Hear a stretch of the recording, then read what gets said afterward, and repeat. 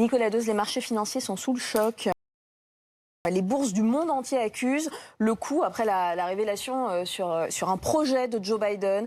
Il va le dévoiler la semaine prochaine. De quoi s'agit-il? Taxer les riches. Taxer les riches aux États-Unis, oui, pour financer son troisième plan de relance. Biden lui-même parle de human infrastructure à propos de ce plan. L'humain en comparaison avec le deuxième plan qui porte sur les grands travaux. Et donc le porte-parole de la Maison-Blanche confirme qu'il y a une annonce qui est faite devant le Congrès la semaine prochaine. Voilà, c'est un plan qui va être entre 1000 et 1500 milliards de dollars, encore une somme astronomique, dédiée aux familles.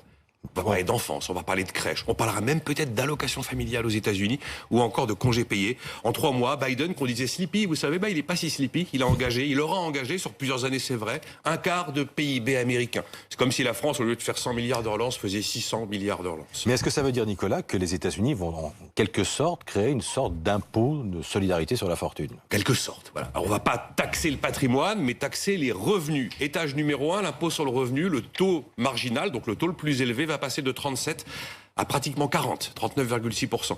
Étage numéro 2, la taxe sur les gains boursiers, elle double, tout simplement. Elle va passer, là aussi, à 39,6% pour les Américains qui dépassent 1 million de dollars de revenus par an. Et puis ça s'ajoute quand même aux 2 précédentes annonces choc aux États-Unis. L'impôt sur les sociétés, qui va passer de 21 à 28%. Et puis la volonté maintenant ferme des Américains et officielle d'avancer vers un impôt sur les sociétés minimum au niveau mondial.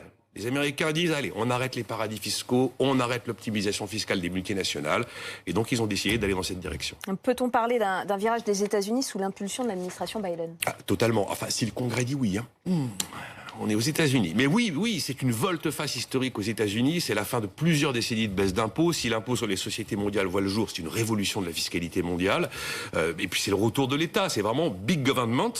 Alors, ce qui est fascinant, c'est que l'Amérique, quand elle veut un truc, elle l'obtient. Souvenez-vous, on est sous Obama. Obama, avec un seul texte au Congrès en 6 mois, il met fin au secret bancaire dans le monde entier, y compris en Suisse. Après, il ne faut pas se leurrer. Compte tenu des montants engagés dont je viens de parler, on pourra taxer les riches, mais ce sera très, très, très loin de financer la facture astronomique de cette relance américaine.